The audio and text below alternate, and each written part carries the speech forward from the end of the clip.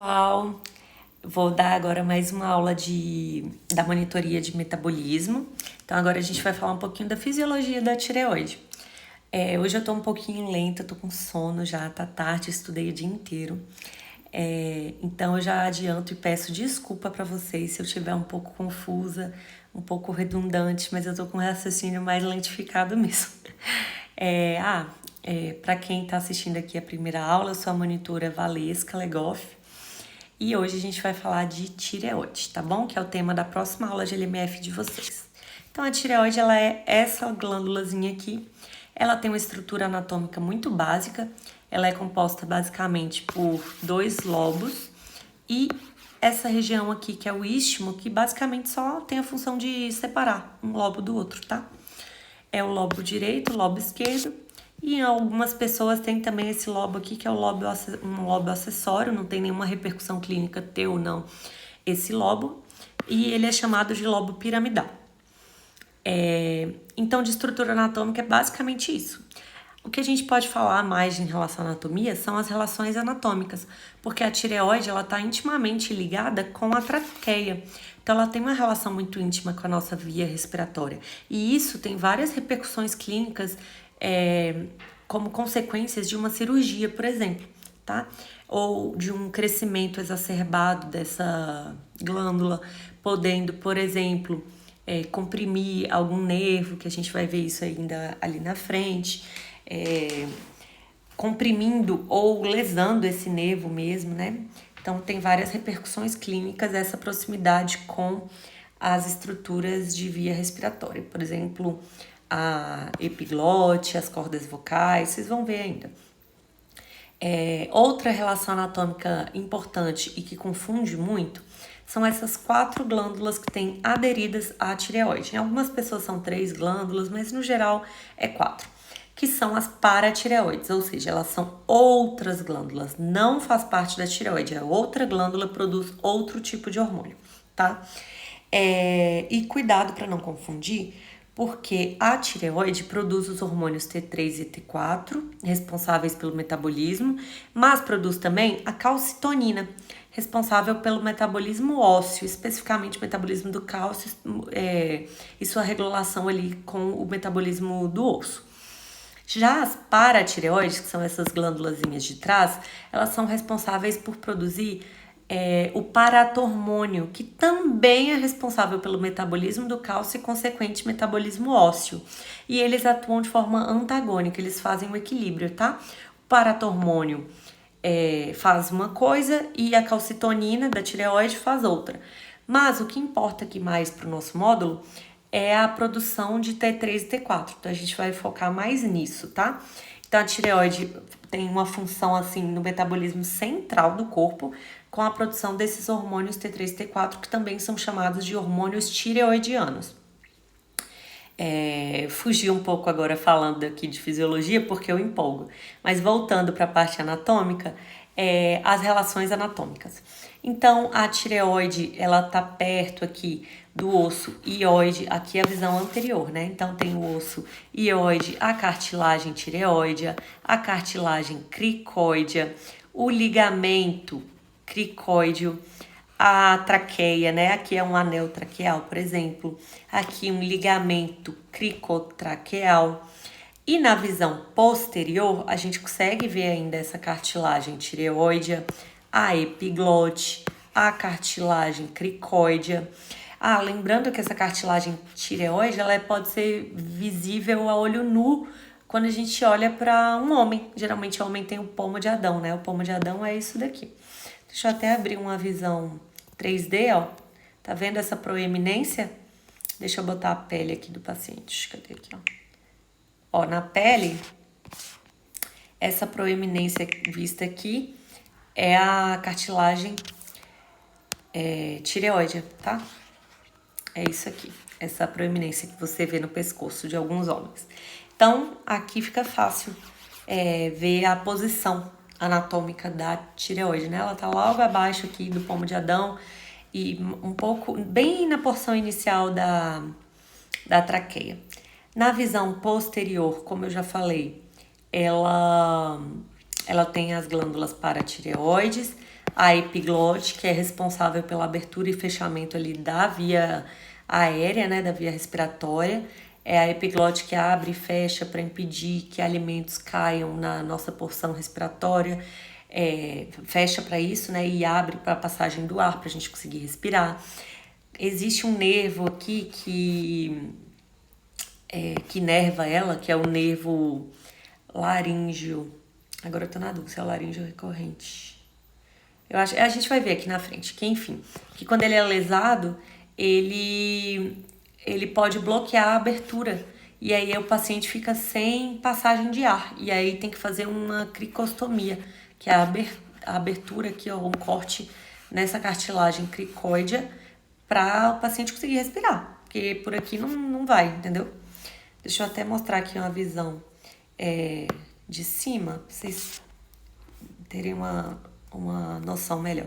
Então aqui a visão anterior, e quando eu olho de cima, tá vendo? Que, deixa eu riscar aqui, ó. O ar passa aqui, né, e entra até ir pro pulmão. E essa epiglote aqui, ela abre e fecha essa parte, ó, para permitir a passagem para traqueia, que aí vai para os pulmões, ou para a parte mais de trás, que é o esôfago, né? Vou mostrar aqui para vocês. Ai, gente. Aí ele abriu demais. Eu queria mostrar o esôfago que tá atrás. Aqui, ó. Aí, deixa eu tirar isso aqui. Aí, ó. A traqueia na frente, o esôfago logo atrás. E aí a epiglote é porque o esôfago tá mais em cima também, né? Aí, ó, como que a epiglote vem. A epiglote aqui, ó, ela fecha a passagem do ar ou do alimento.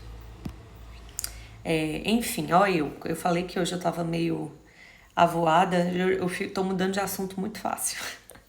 Mas voltando aqui. Então, na parte de trás, a gente consegue ver um pouco da cartilagem tireoide, a cartilagem cricóidea também. A tireoide, ela circunda a traqueia aqui na visão anterior, né? Assim como os anéis traqueais, que é esses azulzinhos aqui. E na parte posterior, o anel traqueal não circunda assim num 360, assim como a tireoide também não. Em relação à vascularização, é bem simples também. A gente tem duas artérias, a tireoide superior e inferior, e 3 veias, a tireoide superior, média e inferior. E aí eu vou falar um pouquinho aqui dos ramos para vocês verem como que é muito fácil também, tá? Ó, pode observar aqui o que tá de azul sempre são as veias, né? Então aqui, ó, a veia tireoide inferior, veia tireoide média, veia tireoide superior. E em relação à artéria, a gente consegue ver aqui, ó, a artéria tireoide superior e a inferior, ela tá aqui por trás. A gente não vê ela na visão anterior, tá? Ela tá aqui por trás. E aí aqui eu deixei um resuminho para vocês só associarem rapidinho os ramos, mas é muito fácil, ó. Aqui a veia cava superior, ela tem o ramo braquiocefálico, do ramo braquiocefálico sai a artéria tireoide inferior, e ainda do ramo braquiocefálico, da veia braquiocefálica, né, sai a jugular interna, que da jugular interna sai a tireoide superior e média. Já em relação às artérias, aqui é o arco da aorta, e aí do arco da aorta a gente tem o tronco braquiocefálico, do tronco braquiocefálico sai a carótida comum, da carótida comum vem a carótida externa e da carótida externa a artéria tireoide superior.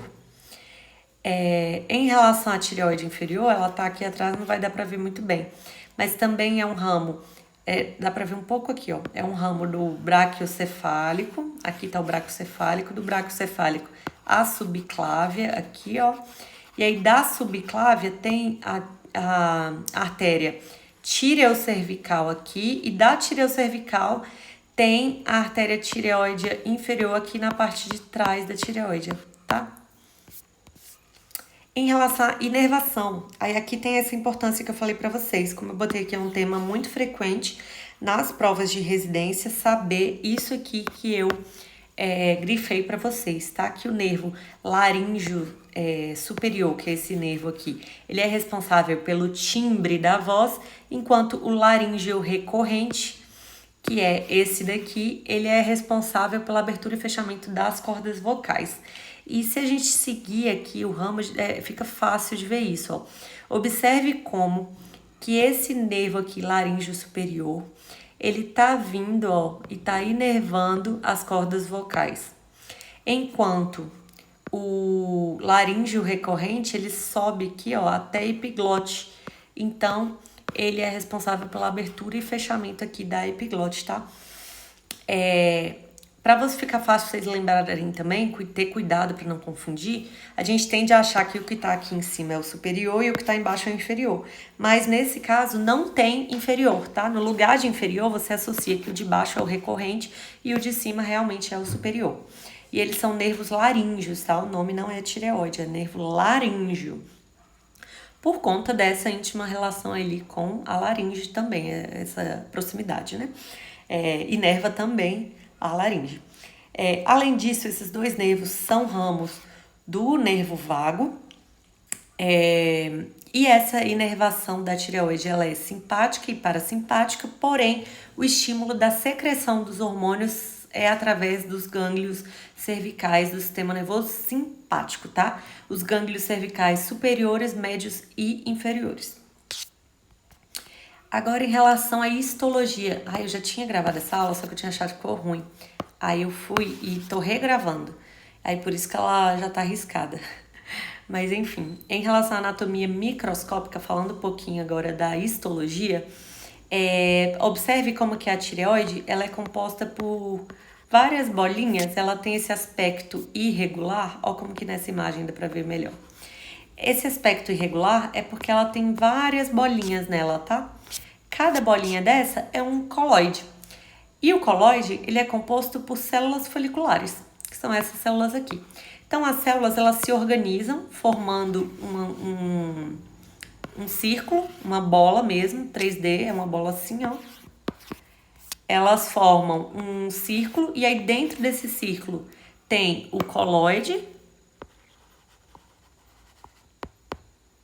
que é um líquido meio gelatinoso que tem dentro dessa bolinha. E a parede da bolinha são as células foliculares. As células foliculares que produzem os hormônios tireoidianos, T3 e T4. Além disso, tem essa parte azul aqui, que é tecido conjuntivo. Tem também a vascularização, né? Os vasos passam por dentro da tireoide, porque precisa ter esse contato aqui com os folículos para a produção hormonal. E tem também essas outras células aqui, fora dos folículos, que são as células C ou células parafoliculares. Elas produzem calcitonina.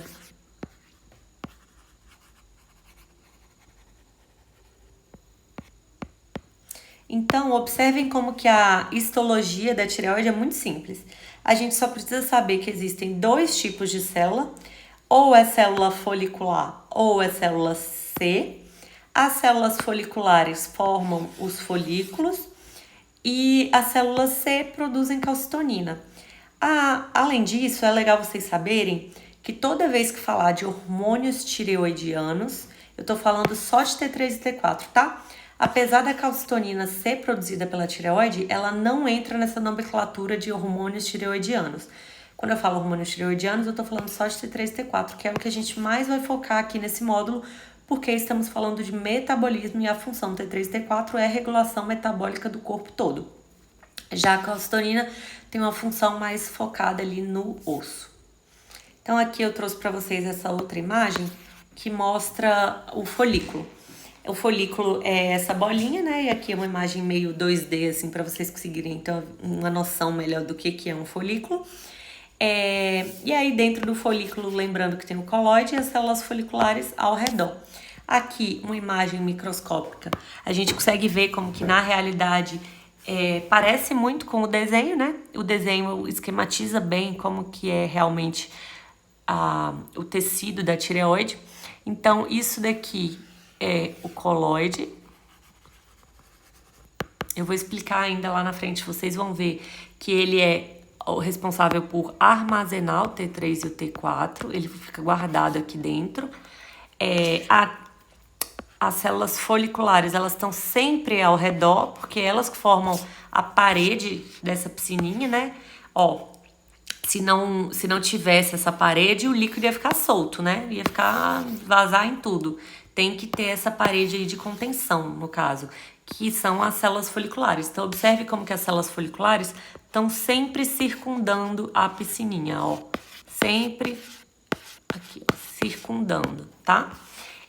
Ó, então eu vou circundar aqui 3 colóides para vocês conseguirem observar as outras células. Aqui, ó. Ó como que é uma separação bem delimitadinha, ó. Aí observem como que o que tá fora dessa delimitação, aqui eu desenhei mal. Aqui tá a delimitação. O que tá fora, ó, é essa outra célula aqui, são as células C, tá? Ou PF. Célula C ou parafoliculares, tanto faz. Deixa eu mostrar aqui, ó. Esse aqui tá mais fácil de ver. Aqui, ó, bem delimitadinho o coloide, a parede aqui do coloide, ó. Bem delimitado. Aqui, bem delimitado, bem delimitado. Sempre tem o coloide dentro. E ao redor, ó, isso tudo aqui, provavelmente são células parafoliculares. Observe também que ela tem esse formatinho, ó. Ela é um formatinho mais deitadinho, digamos assim, enquanto as foliculares são mais quadradinhas. Elas são mais bem delimitadinhas. E isso a gente consegue observar também nesse desenho. As células... Olha, gente, tudo riscado, porque eu já tinha gravado e esqueci de apagar. As células parafoliculares, ó, elas são assim mais caidinhas, assim, mais espalhadinhas, né? Enquanto as foliculares, ó, elas são mais fechadinhas, mais quadradinhas. Aqui os vasos sanguíneos e a cápsula de tecido conjuntivo para segurar tudo. Como que se dá a regulação na produção dos hormônios? Bom, então tudo começa... Lembrando que essa regulação ela é só para os hormônios tireoidianos, só para T3 e T4. A regulação da liberação de calcitonina é diferente, tá? Ela é regulada pela presença ou ausência de cálcio no sangue. Já T3 e T4, os hormônios tireoidianos, é essa regulação endócrina mesmo, a partir do eixo hipotalâmico. Então lembra que Lucas falou, e eu trouxe também em outras aulas, que todo sistema endócrino, ele sempre começa lá no eixo hipotálamo-hipófise. É sempre assim, hipotálamo e hipófise que liga a alguma glândula. Nesse caso, hipotálamo e hipófise que liga a tireoide. Então, o hipotálamo libera o TRH, o hormônio liberador de tireotrofina. O TRH vai estimular a adenohipófise ou hipófise anterior a liberar o TSH. O TSH é o hormônio tireoestimulante ou tireotrofina e, como o próprio nome já diz, ele estimula a tireoide a produzir e liberar os hormônios tireoidianos, que é o T3 e o T4, triiodotironina e tiroxina. Pronto, aí esses hormônios, eles agem aumentando o metabolismo corporal como um todo, então ele aumenta toda a resposta metabólica do nosso corpo. E quando está exacerbado demais, se tiver muito T3, T4 no sangue, o nosso corpo entende isso como um alerta, como um sinal para diminuir a produção. E aí, para diminuir a produção, ele faz um mecanismo de feedback negativo e avisa, né? Ele avisa o hipotálamo e a adenohipófise para parar, não precisa mais estimular muito porque já está tendo muito aqui. Então, ele faz um feedback negativo, inibindo a secreção de TRH e TSH. Além disso, eu coloquei aqui para vocês, a título mais de curiosidade, isso daqui é um nível de aprofundamento que eu acho que vocês não precisam saber nesse momento, vocês vão ver isso melhor lá no 6º período, mas a título de curiosidade, porque eu acho interessante, como que o TSH ele estimula a tireoide, de 3 formas. Ele tem um efeito trófico, que ele faz hipertrofia das células foliculares, então as células foliculares aumentam de tamanho para, consequentemente, conseguir aumentar a captação de iodo e produção hormonal, e também aumenta a vascularização da glândula. Então, se eu tenho mais sangue ali na glândula, também aumenta a chegada de iodo para a produção dos hormônios, né? Além disso, o TSH também estimula a síntese desse hormônio, porque ele aumenta a quantidade de TPO, que é a enzima peroxidase, aumenta a tireoglobulina, que é a proteína, é uma proteína que pode ser vista também como TG, e ele também aumenta a produção da bomba de sódio e iodeto que tem na membrana das células foliculares, tá? Que é o cotransportador sódio e iodeto, que é o que permite a entrada de sódio e de iodo na célula folicular. Isso a gente vai ver já já. Além disso, estimula também a liberação do hormônio tireoidiano. Isso porque ele aumenta a reabsorção do coloide. E dentro do coloide tá lá com a tireoglobulina ligada ao iodo. E ele também aumenta a atividade lisossômica, que é o que... Essa atividade lisossômica é o que faz a liberação, é o que libera os hormônios prontos ali para uso, para dentro da célula de volta, sai do coloide, vai para dentro da célula e depois sai da célula e vai ser transportada para a corrente sanguínea. Então, lembrar que o TSH, ele tem... Lembrar não, isso aqui é uma curiosidade, né? Ele tem esses 3 efeitos sobre a tireoide. Então, ele não só estimula a tireoide, ele estimula a produção do T3, T4, ele estimula a liberação do T3, T4 e ele aumenta a glândula também. Então pronto, esse eixo aqui, hipotálamo, hipófise e tireoide é importante, vocês têm que saber o que estimula o que. E agora a gente vai falar mais especificamente sobre a produção do hormônio. Outra coisa legal para vocês saberem é que o T3, o nome é triiodotironina. De forma bem resumida, é a junção de 3 iodos. Junto com esses iodos, para ligar um ao outro aqui, a gente tem que ter a tireoglobulina. De forma bem resumida, seria isso. Já o T4 é a mesma coisa, só que em vez de ser 3, são 4, que é o hormônio tiroxina, tá? Então, cada bolinha dessa que eu representei seria um íon ali de iodo. Então, como que é a produção hormonal? Ela ocorre nos folículos, então é importante a gente lembrar que a gente está falando da produção de T3 e T4, dos hormônios tireoidianos. Os hormônios tireoidianos são produzidos nas células foliculares. Quem produz são as células foliculares, mas toda essa organização aqui que a gente vai ver ocorre nos folículos como um todo. Participa também o coloide. Quem produz é a célula folicular, mas o coloide que organiza. Vocês vão entender já já. Então, o que acontece? Primeiro, a gente capta o iodo proveniente da dieta, aqui ó, proveniente da alimentação. Lembrando que o iodo, ele tá sempre associado com o sal, geralmente, porque aqui no Brasil existe uma lei que o sal, ele é obrigatório, o sal de cozinha que a gente consome, ele tem iodo na composição justamente para evitar e prevenir uma consequência da tireoide, que é o hipotireoidismo. Sabia? Então, o iodo proveniente da alimentação, geralmente ele está associado com o sódio, tá? Então, é sódio e iodeto. Por isso que o nome da bomba, essa bomba aqui, ó, o cotransportador que tem na membrana do folículo, por isso que ele é bomba de sódio e iodo, porque entra os dois juntos, tá bom? Então tá, o iodo proveniente da alimentação é reduzido a iodeto, absorvido no intestino delgado, cai na corrente sanguínea, né? E aí a membrana das células foliculares captam rapidamente esse iodo circulante através dessas bombas presentes aqui na membrana da célula, tá? Então essa daqui é como o iodo entra na célula. Depois, a gente tem a produção de hormonal em 3 etapas, basicamente. Então, você pode decorar que são 3 etapas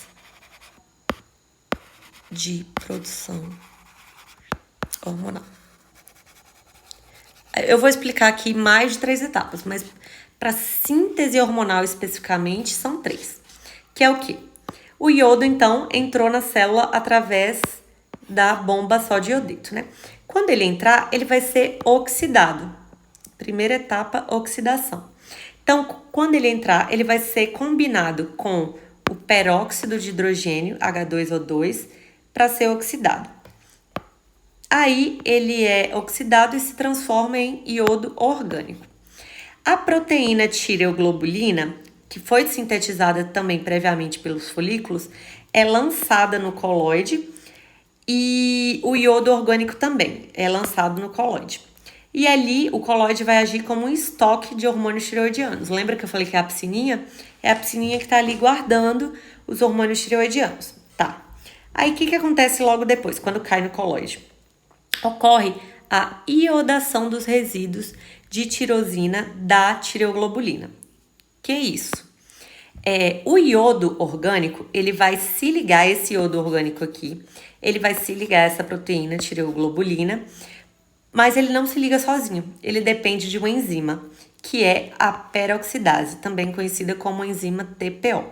Então, quando liga o hormônio, ou o iodo, desculpa, quando o iodo se liga à tireoglobulina, lembra que eu falei, ó, aqui é um iodo, aqui é outro iodo. Ele se liga através da tireoglobulina. A tireoglobulina é como se fosse um braço que está conectando dois iodos. Quando isso acontece, não acontece sozinho, depende de uma enzima para poder fazer essa ligação. Essa enzima que faz a ligação, que une os dois, é a TPO, tá bom? É a peroxidase. Então aqui eu juntei dois, eu formei o MIT.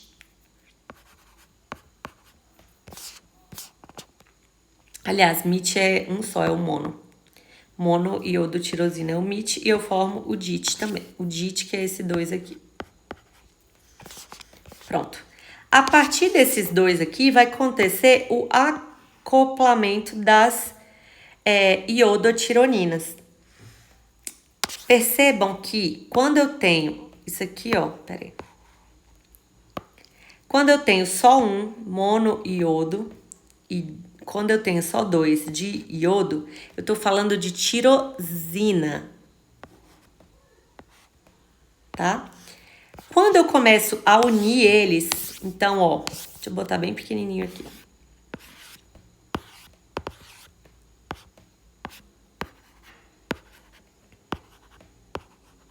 Então, aqui eu tenho iodo, diiodo, né? Diiodo, tirosina. E aqui também, mesma coisa, diiodo, tirosina. Lembrando que eles estão sendo ligados pela tireoglobulina, e quem une iodo à tireoglobulina é o TPO, a enzima TPO. Pronto. Para eu ligar um ao outro, se eu ligar um ao outro, eu formei o T4, e esse aqui não é mais tirosina, agora eu tô falando tironina, tá bom? Percebam essa diferença no nome, para vocês não acharem que eu tô falando tudo a mesma coisa, tá bom? Então, vamos lá. Então, eu tô aqui nessa etapa ainda. Eu formei as tirosinas com S. Aí, a terceira etapa é o acoplamento das iodotironinas. Agora, eu vou formar as ninas, que é o T3 e T4. Então, a união entre MIT e DIT dá origem às iodotironinas, ainda dentro da estrutura da tireoglobulina, que é isso que eu mostrei aqui, ó. Então, o MIT se liga a um DIT, ou MIT se liga a mono, que é isso aqui, ó. Então, eu posso juntar DIT mais MIT para formar T3. Lembra que DIT é de 2, mono de 1. 2 mais 1 formo 3, que é a junção de 3 iodos. Ou eu posso juntar DIT mais DIT, 2 mais 2, formando T4, que é essa estrutura aqui. Basicamente é isso que está explicando nessa etapa aqui. Então, a união entre os resíduos de monoiodotirosina e de iodotirosina dá origem às tironinas. Ó, o nome mudou. Ainda dentro da tireoglobulina. Então, tá tudo junto ali ainda. E isso eu formo os hormônios tireoidianos, que tem o nome de iodotironinas. Que é o T3, né? Que eu já tinha mostrado isso para vocês. T3, que é de triiodotironina. E o T4 de tetraiodotironina, que também pode ser chamado de tiroxina. Todas essas etapas são dependentes da enzima TPO, a tireoperoxidase, como eu já tinha falado para vocês. Para juntar iodo com tireoglobulina, depende dessa enzima, tá? E essa enzima está localizada na membrana das células foliculares. Aí depois, para exercer os efeitos de T3 e T4, lembrando que tudo aqui está acontecendo no colóide. Então, eles têm que ser desconectados da ATG, da tireoglobulina, por uma ação de proteólise. E aqui é a ação lisossomal que eu tinha falado lá, que o TSH estimula. Para depois atravessar a membrana das células foliculares, para depois atingir a corrente sanguínea e ser transportada. Quando chega na corrente sanguínea, no plasma, esses hormônios eles são lipossolúveis, então eles precisam estar transportados a proteínas facilitadoras, proteínas transportadoras para conseguirem circular na corrente sanguínea, tá? Eles estão ligados principalmente à globulina liberadora de tiroxina, que é a TBG, e em menor proporção a transtirretina e a albumina. Mas o que vocês precisam associar mais é que ela se liga a TBG. Porque a gente está acostumado a estudar, a maioria das proteínas que a gente estuda, das substâncias lipossolúveis que precisam ser transportadas na corrente sanguínea, a maioria das vezes elas sempre são transportadas pela albumina. Mas lembre que no caso dos hormônios tireoidianos, eles têm uma proteína específica, tá? Uma proteína transportadora específica, que é a globulina ligadora de tiroxina, a TBG. Bom, isso tudo que eu expliquei, isso daqui foi um resuminho que eu deixei para vocês entenderem, para vocês levarem para a tutoria, para vocês já terem esquematizado as etapas. Mas tudo isso também está explicado nessa imagem. Então, observem que aqui é aquela imagem que eu tinha já mostrado para vocês. O colóide, aqui é um folículo, aqui é uma célula folicular, isso aqui é um vaso, e aqui é esqueci o nome, o tecido conjuntivo, isso de azul, tá? Então, isso aqui é um vaso sanguíneo. Essa imagem aqui, onde tá esse quadradinho vermelho, basicamente é um zoom disso daqui. Então, aqui é o vaso sanguíneo, que a gente tá vendo aqui. Aqui é uma célula só folicular, é isso aqui, uma célula folicular. Aqui dentro de amarelo, que tá aqui, é o colóide. Então, vamos lá. No vaso sanguíneo chega o iodo e o sódio da dieta. Lembra que eles estão sempre juntos, porque o sal é iodado, o sal de cozinha ele é iodado? Pronto. Para atravessar a membrana, eles precisam passar por essa bomba de sódio e iodeto. Só que esse receptor aqui, essa passagem, ela fica bloqueada. Ela só abre quando o TSH se liga ao seu receptor. Então, precisa primeiro de tudo chegar o hormônio TSH e se ligar ao seu receptor.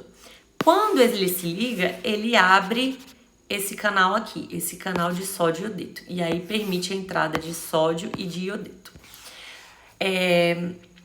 Além disso, o TSH também estimula a produção de tireoglobulina, que está representada por isso daqui.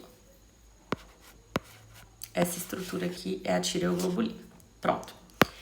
Quando o iodo entra na célula, ele é transportado aqui até a pendrina, que é mais um transportador, e entra no colóide. Então, ele atravessa toda a célula folicular e entra no colóide. Quando ele entra no colóide, a enzima TPO, Lembra que eu falei que a TPO é a enzima responsável por permitir a ligação da tireoglobulina? Por quê? A TPO, ela faz o processo de oxidação. Então, o iodo, ele vai ser oxidado quando entrar em contato com o peróxido de oxigênio e ele vai ser transformado em iodo orgânico.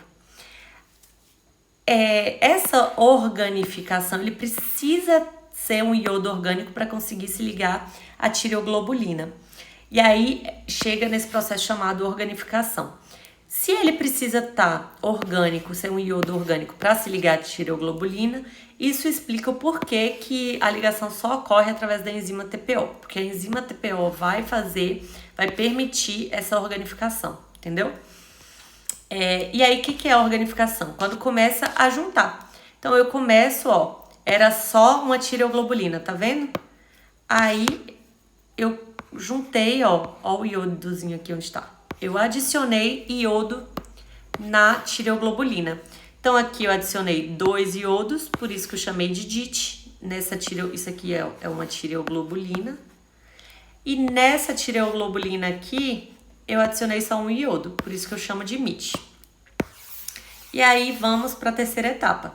Se eu juntei 1 mais 2, eu acoplei, né? Eu conjuguei essas iodotirosinas.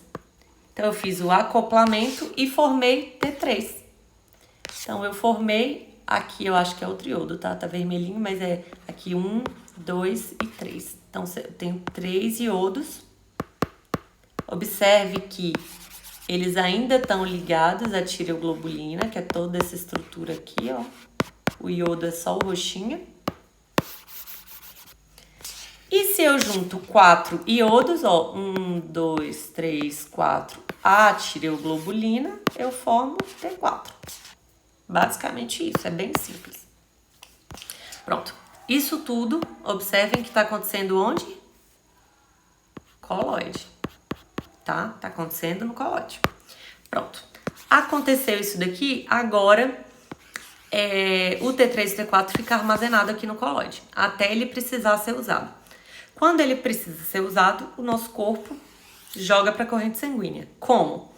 Primeiro, a célula folicular faz um processo de pinocitose, que ela engloba essa molécula aqui e joga e faz uma vesícula dentro da célula. Então, formou uma vesícula aqui. E aí, essa vesícula tá juntando T3, T4, tá tudo junto. Eu preciso ter um processo eu preciso separar, né? E aí, por isso, vai entrar o lisossomo e vai secretar suas enzimas lisossomais para fazer a proteólise. Então, a proteólise vai separar. Ó, como que aqui tem essa ligamentinho aqui verde e aqui não tem mais, porque quebrou essa ligação. Então, aqui separou. Observe que agora eu tenho 1, 2, 3. Eu tenho o T3 separado do T4. Separou. Então, fez proteólise. Quando separa, por um processo de exocitose, que é saída, tudo que tem exo na medicina significa saída, ou que vem de fora. Então, exo também associa com exite, saída.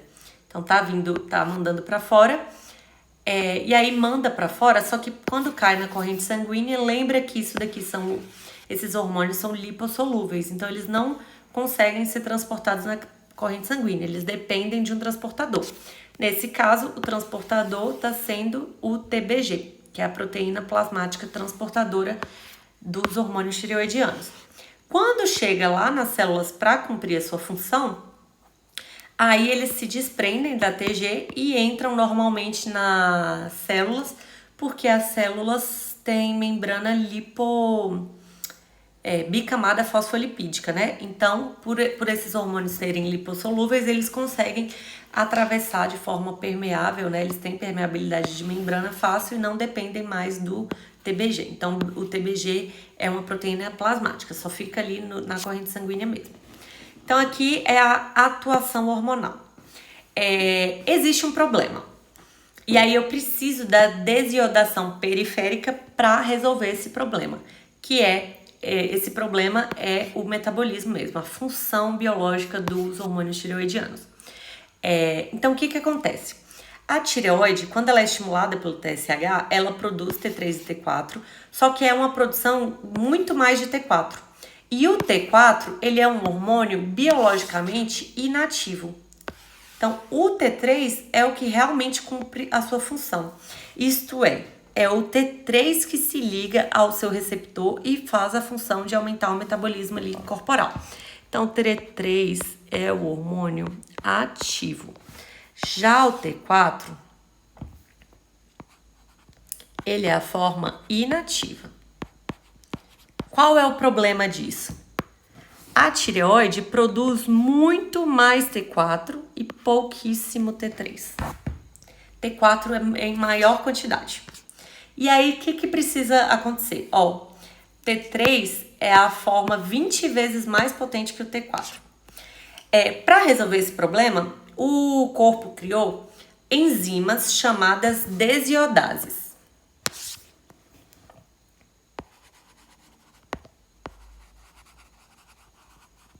Basicamente, são enzimas. Lembra que eu falei que sempre que a gente tem enzima, ela está convertendo geralmente uma coisa inativa na coisa ativa?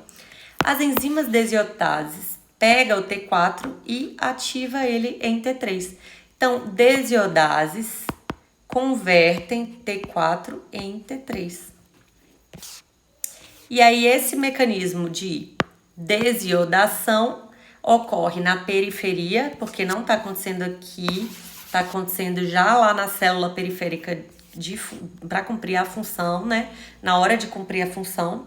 E aí, por isso que esse processo aqui a gente chama de desiodação periférica, tá? Aqui é um resuminho, mais uma vez, para vocês terem tudo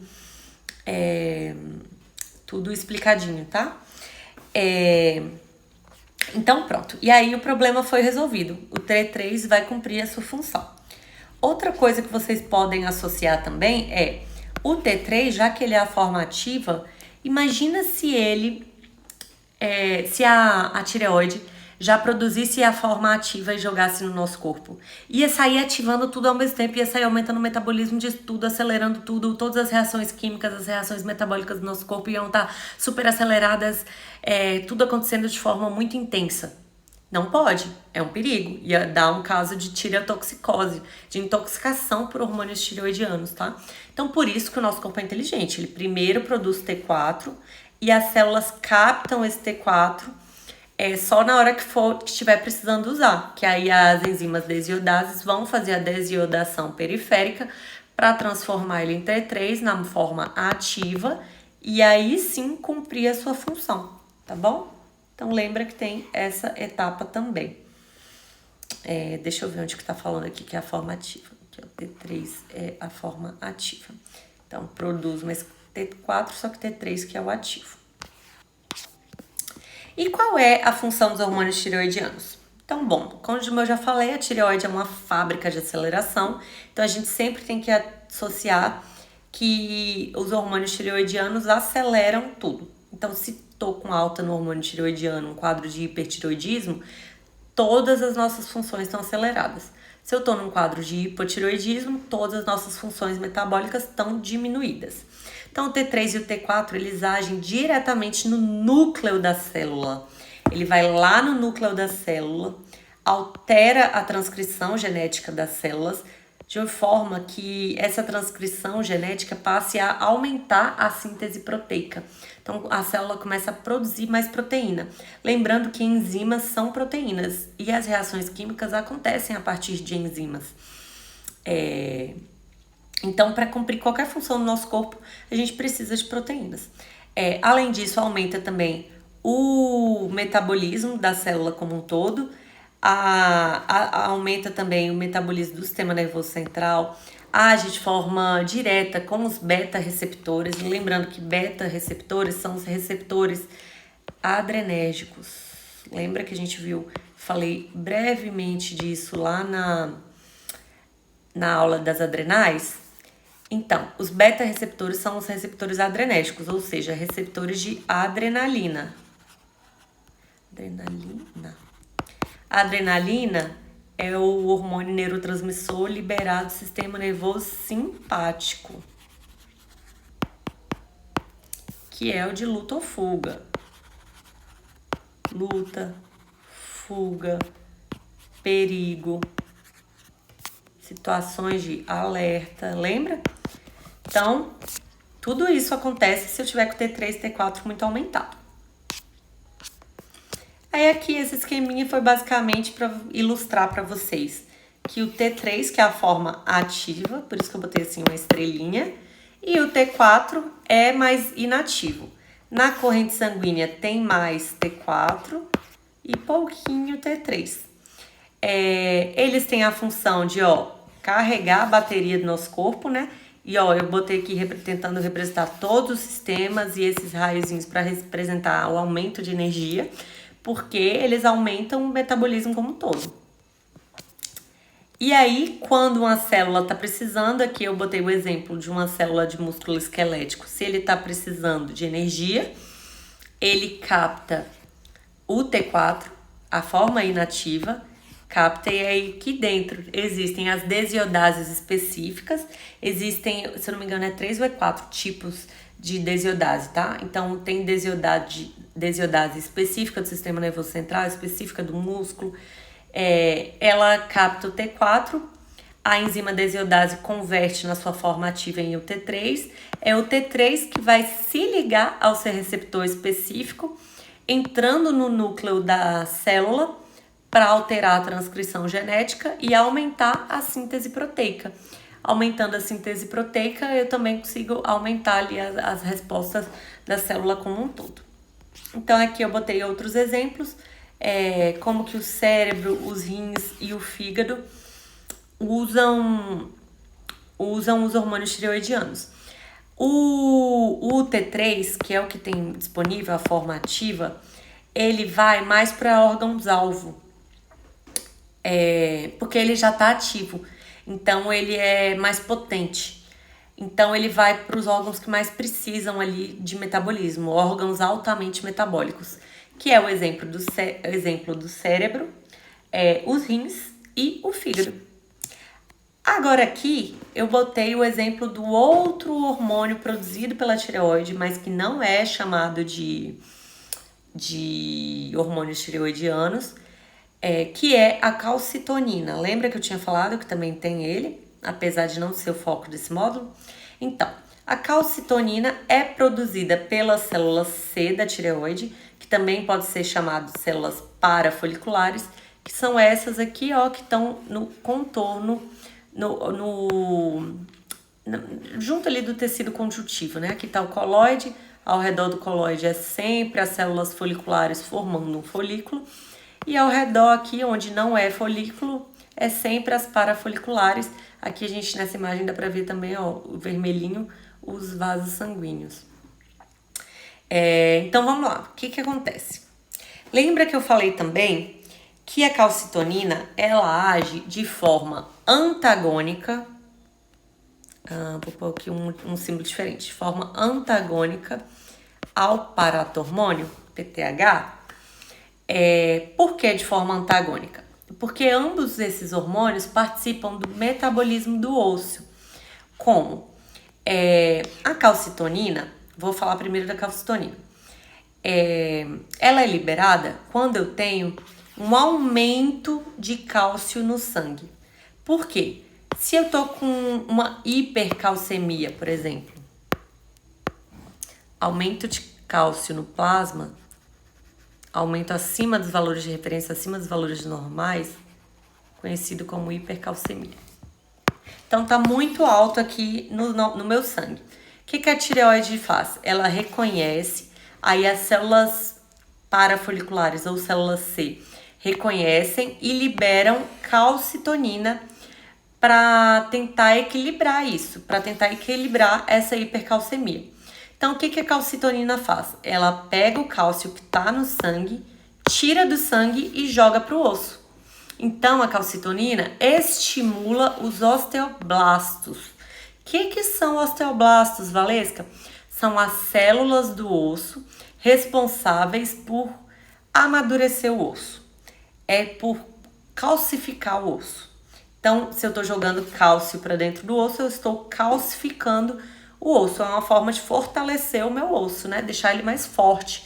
O osso é composto ali, um dos componentes principais do osso é o cálcio. Então, basicamente, calcitonina tira cálcio do sangue e joga para o osso porque está estimulando os osteoblastos. Eu gosto de lembrar do B de bebê. Todo bebê está em fase de crescimento, está amadurecendo. Então, os osteoblastos estão amadurecendo o osso. Pronto. Vamos supor que aconteceu isso, mas está acontecendo demais. Então, para impedir que aconteça demais, é preciso ter um equilíbrio. Aí entra o paratormônio, que atua de forma oposta para manter esse equilíbrio. Então, o que acontece? Se isso daqui, a calcitonina, já cumpriu sua função, o cálcio do sangue diminuiu. Eu não estou mais nesse estado de hipercalcemia. Então, diminuiu o cálcio sanguíneo, que se for de forma abaixo dos valores de referência, é chamado de hipocalcemia, né?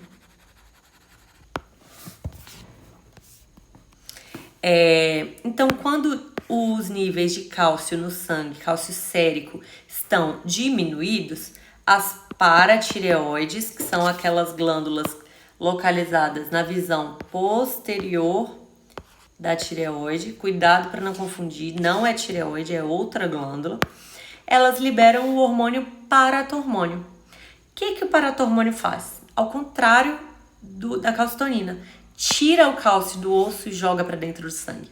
Por quê? Aqui ele estimula os osteoclastos. Os osteoclastos faz o contrário.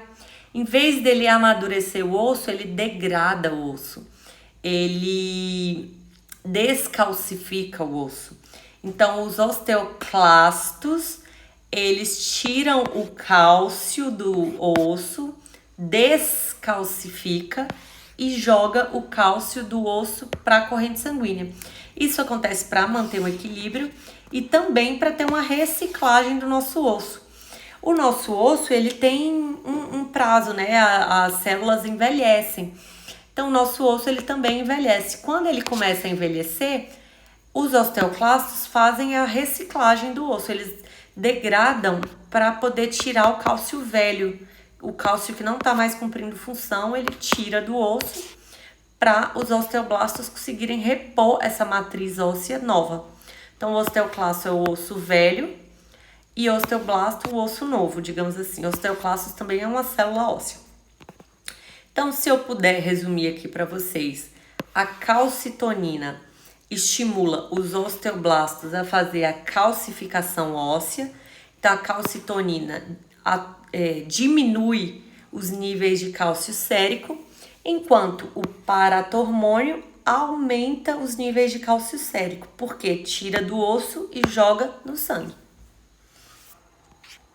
Então, aqui é um esqueminha, um desenho que eu botei para vocês também, uma outra forma de resumir, que a calcitonina atua no metabolismo do osso, deixa o osso mais forte, por isso que eu botei esse bracinho aí. Então, o cálcio no sangue é o que faz essa regulação. Então, essa atuação hormonal não é dependente de eixo hipotálamo, hipófise, não. Quem regula é os níveis de cálcio sérico.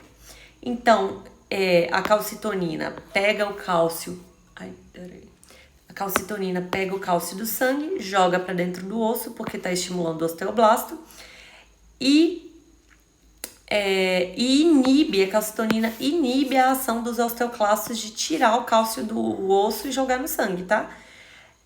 Já o paratormônio age de forma antagônica, de forma oposta, mas para o nosso módulo a gente não vai estudar células paratireoides, a gente só vai estudar as tireoides, então a gente só precisa saber da atuação da calcitonina, tá bom? Quais são as repercussões clínicas da tireoide? Eu posso, como eu já introduzi brevemente para vocês, eu posso ter um quadro de hiper ou de hipotireoidismo, que é a quantidade de T3 e T4 aumentada ou diminuída. Ai, meu Deus.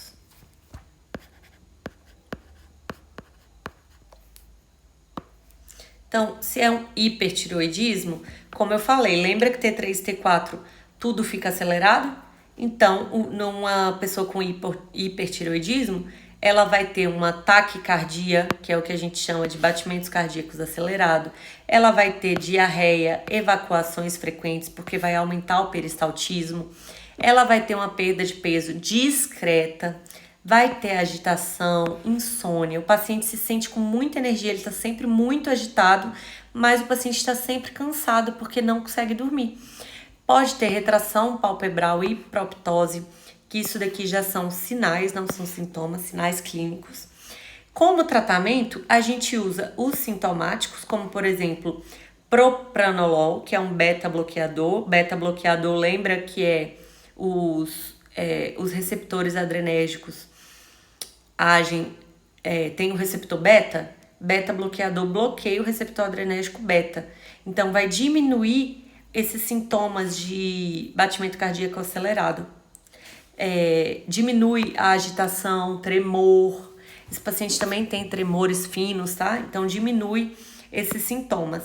Além disso, dizem que o propranolol, eu botei um exemplo de beta-bloqueador, mas ele age também diminuindo um pouquinho a ação hormonal também, tá? Além de diminuir os sintomas, ele também atua de certa forma no T3, T4. Além disso também, a gente pode associar drogas antitiroidianas, que tem como, por exemplo, a gente pode usar metimazol ou propiltiuracil. O metimazol é a primeira escolha, propiltiuracil é a primeira escolha se gestantes, porque metimazol não pode ser usado em gestantes. Então, se for uma gestante, você opta pelo propiltiuracil. Além disso, em casos refratários em que as drogas antitireoidianas e os sintomáticos não estão surtindo resultado, a gente pode fazer uma radioterapia, que é você pega um iodo radiativo e faz uma radioablação da tireoide a partir do efeito Wolff-Chaikoff. Esse efeito Wolff-Chaikoff cai muito em provas de residência, ele é muito cobrado em provas de residência, mas eu acho que a nível aqui do módulo de vocês ainda não precisa saber, mas basicamente é o efeito inibidor da tireoide. Ele é o efeito de feedback negativo. Deixa eu colocar aqui, ó. Só para vocês saberem o que é.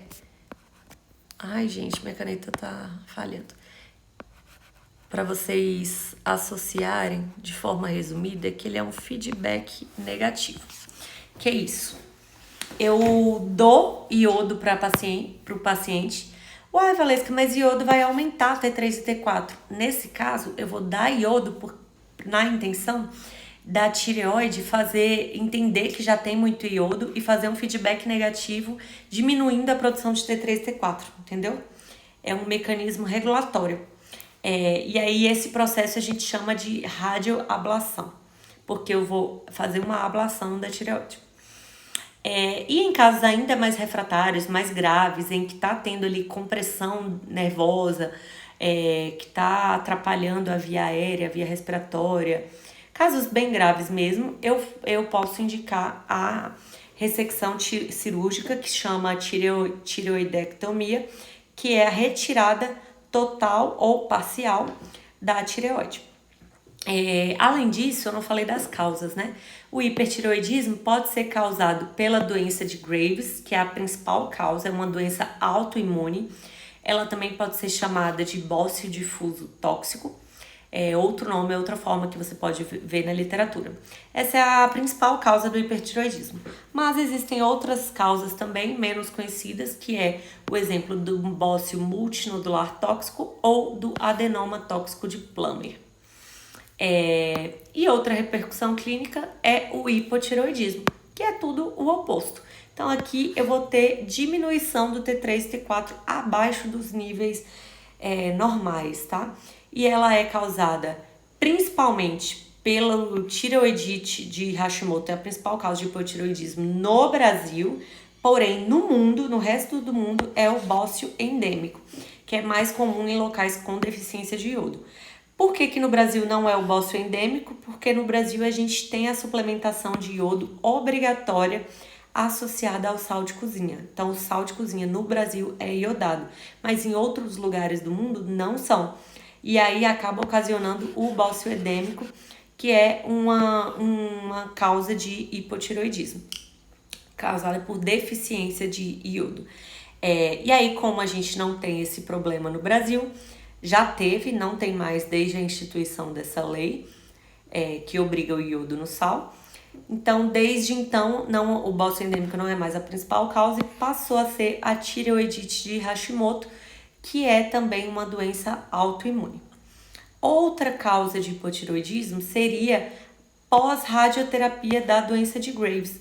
Então, esse tratamento aqui de radioterapia, eu posso causar uma ablação tão grande da tireoide ao ponto de gerar um hipotireoidismo, que começa a ter T3, T4 baixo demais. Pode ocorrer também pós a tireoidectomia, a remoção da tireoide. O paciente vai ter o quadro de hipotireoidismo e aí ele fica refém de fazer o tratamento do hipotireoidismo para o resto da vida. Por isso que a cirurgia só é indicada para casos graves e extremos. Além disso, existem alguns fármacos que causam o hipotireoidismo, tá? Como, por exemplo, principalmente a amiodarona, que é uma droga anti-arrítmica, usado para tratamento de arritmias. Droga deixa eu pôr aqui. Droga anti-arrítmica, usada no tratamento de arritmias, pelo próprio nome já diz, né? Então, pacientes que têm quadros de arritmia que fazem uso crônico de amiodarona podem desenvolver hipotireoidismo. Além disso, o uso de lítio, que ele é usado principalmente para algumas doenças psiquiátricas, tá? O lítio é usado, por exemplo, em pessoas bipolares. Tratamento, esqueci de botar aqui, tratamento bipolar. Tem outra doença agora, mas eu não lembro. Se eu não me engano, mas eu não vou escrever porque eu não tenho certeza, mas se eu não me engano, o lítio também é usado no tratamento de epilepsia. Mas vocês confiram, pesquisem aí para ter certeza. Além disso, interferon, esses são alguns exemplos, tá? Mas interferon, o uso de interferon e de lítio e de amiodarona são exemplos de remédios que também podem causar hipotireoidismo. Além disso, existe também a tireoidite pós-parto e doenças infiltrativas, como, por exemplo, amiloidose e sarcoidose. Quais são os sinais e sintomas? Tudo fica lentificado, é o oposto do hipertireoidismo. Então aqui, em vez de eu ter um batimento cardíaco acelerado, meu batimento cardíaco fica lento, que é o que a gente chama de bradicardia. A gente tem um mau funcionamento intestinal, então aqui o meu peristaltismo fica mais lento, o paciente costuma ter constipação ao invés de diarreia, compromete o crescimento, então tem que ter cuidado com crianças e adolescentes com hipotireoidismo principalmente. O paciente tem uma memória mais lentificada também, como tudo está lentificado, a cognição também fica mais lentificada. Então, tem gente até que tem uma esqueci o nome agora, pseudodemência, lembrei, pseudodemência. Existe a pseudodemência, que é um sintoma do hipotireoidismo. Então, isso é comum principalmente em idosos.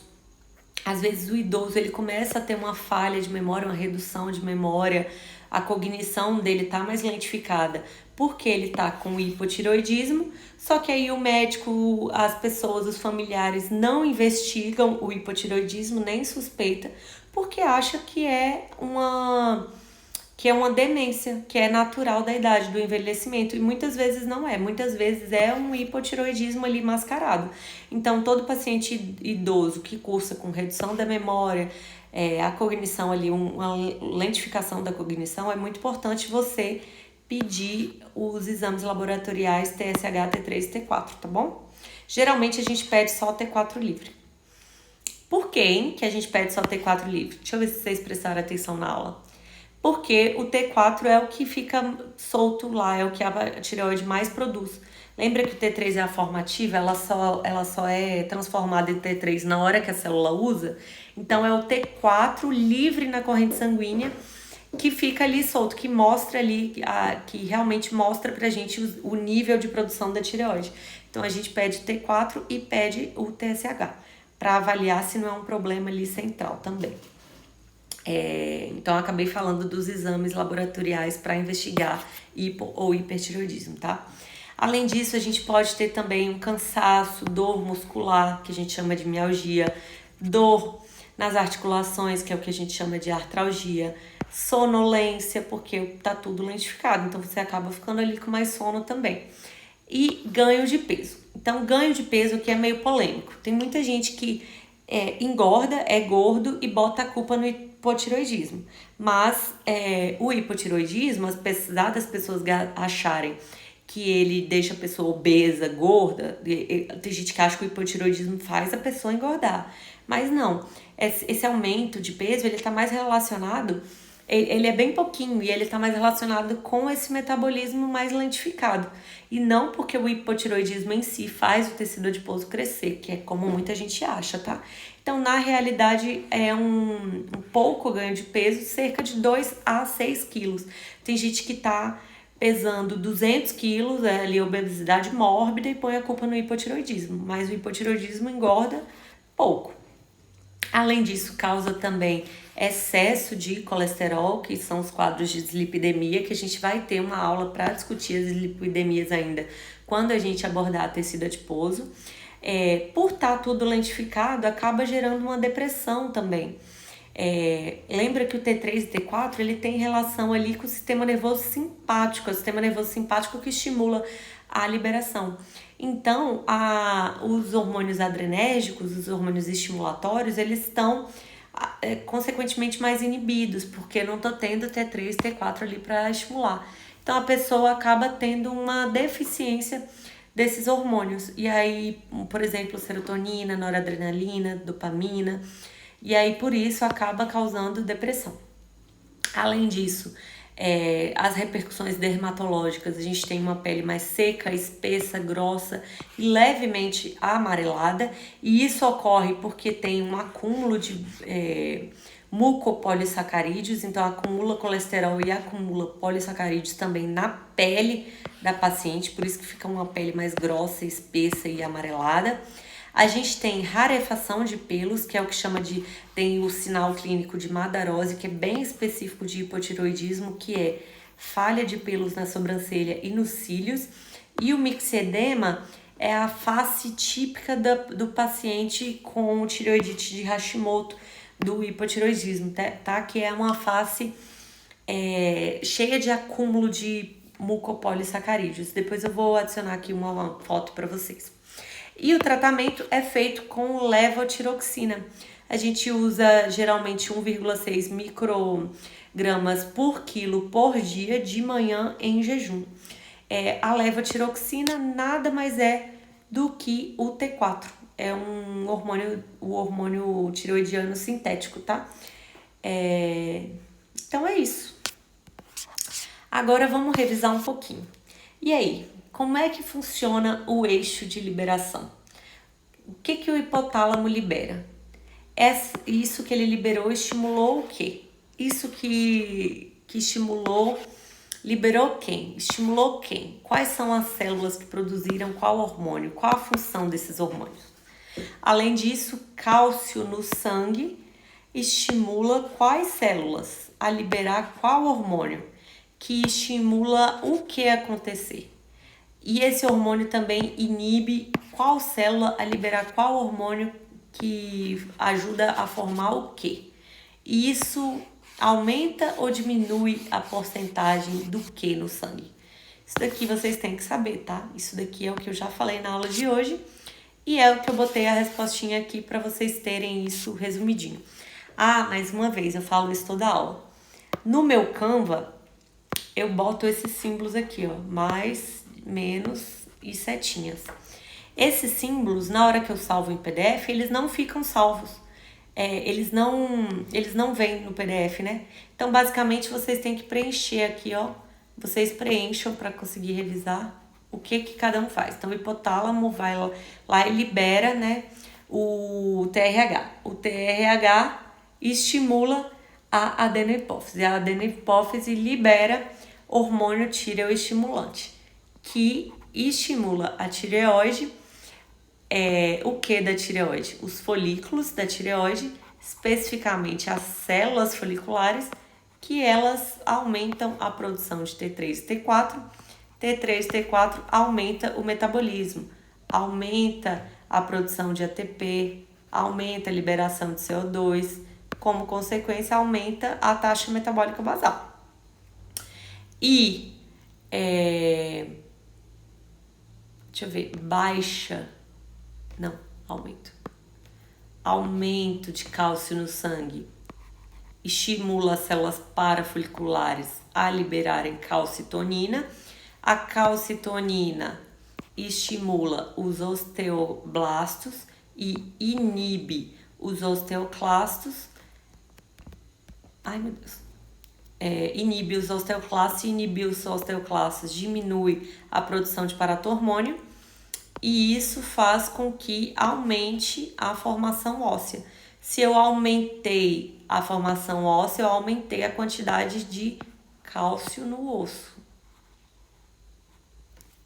Ai, gente, escrevi errado. Aumenta a quantidade de cálcio ósseo. Se aumenta do osso, diminui o cálcio sérico, o cálcio do sangue. Outra coisinha aqui, imagem pra gente revisar, aqui mais para revisar para a prova de Juliano. Então eu quero que vocês me digam aí, respondam aí em casa, o que é isso daqui? Qual o nome disso? Qual o nome disso daqui? E isso daqui, tá? Juliano disse que vai pedir mais para vocês identificarem qual é o tecido. Então, só de ver essa imagem, vocês têm que falar essa imagem do tecido de que órgão. Vocês falam que é o tecido tireoidiano, tá? E aí, agora, dando a resposta para vocês. Aqui é o coloide. Isso aqui são células, são várias, tá? Ó, tem várias. Vou lá na setinha, tá mais fácil. Células C ou célula, tanto faz o nome que você botar na prova, parafoliculares. Aqui a setinha tá mostrando coloide, isso daqui é um vaso sanguíneo e isso daqui, célula folicular.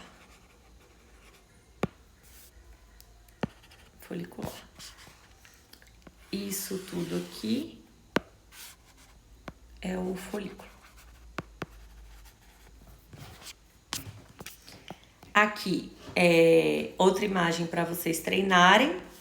Então, o número 2 é o coloide.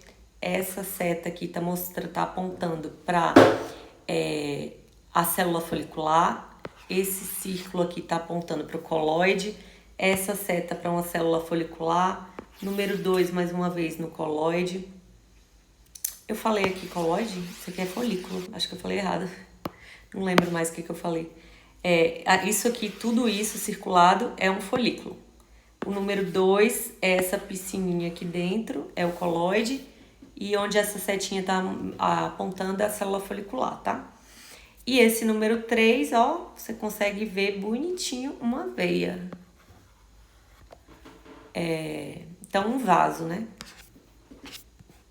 Aqui, mais uma imagem, a gente já tá mostrando aí o que é o coloide, mas pode ser que pergunte também, cadê uma célula parafolicular, por exemplo? Então, ó, aqui a gente consegue ver bem várias células parafoliculares.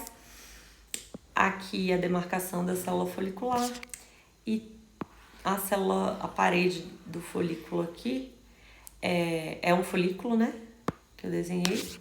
E tudo isso vermelhinho, ó, esses vermelhinhos eu acho que são vasos. É porque eu não tô conseguindo ver bem a parede, né? Por esse ângulo não tá bom pra ver como que é a parede, se é uma veia ou se é uma artéria. Mas eu acho que isso aqui é um vaso sanguíneo, sim. Isso de vermelhinho. E o vermelhinho que a gente tá vendo é o próprio sangue. É isso, obrigada. Eu espero que vocês tenham gostado dessa aula. Parece ser complexo a produção hormonal ali, mas eu deixei, depois vocês leem com calma, tá bem resumidinho, eu deixei bem detalhadinho pra vocês. A tireoide é muito fácil, se você identificar a parte estrutural e a função de cada estrutura, fica bem fácil. A parte mais difícil que a gente estudou até agora, eu acho que é a questão pancreática mesmo. Mas a tireoide vocês tiram de letra, eu tenho certeza. Obrigada por terem assistido até aqui. Não se esqueçam que vocês podem ficar à vontade para tirar qualquer dúvida comigo no WhatsApp. A qualquer hora, a qualquer momento, eu estou 100% disponível. Beijão e tchau!